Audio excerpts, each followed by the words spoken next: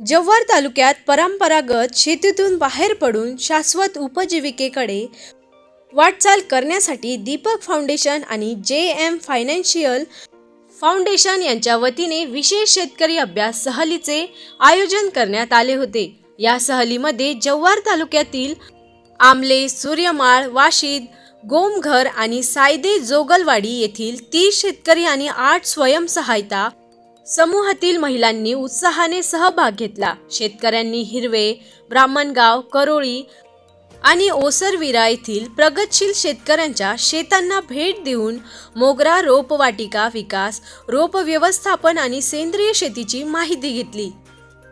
मोगरा रोपवाटिका हा उत्पन्नाचा मार्ग म्हणून कसा विकसित करता येतो याचे प्रात्यक्षिक स्थानिक अनुभवी शेतकऱ्यांनी दिले। यामध्ये रोपांची छाटणी आणि बाजारपेठेच्या संधीबाबत चर्चा करण्यात आली।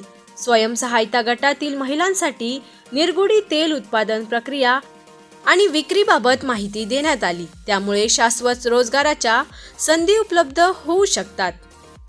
या अभ्यास सहलीमुळे सहभागी शेतकरी आणि महिलांचा आत्मविश्वास वाढला असून आपल्या गावात मोगरा रोपवाटिका आणि बचत गटाच्या माध्यमातून नवनवीन उपक्रम राबवण्याची प्रेरणा त्यांना मिळाली आहे। ही सहल स्थानिक पातळीवर सहकाऱ्यांकडून शिकण्यासाठी महत्त्वाची ठरली आहे। RB न्यूजसाठी मलिक शेख, मोखाडा।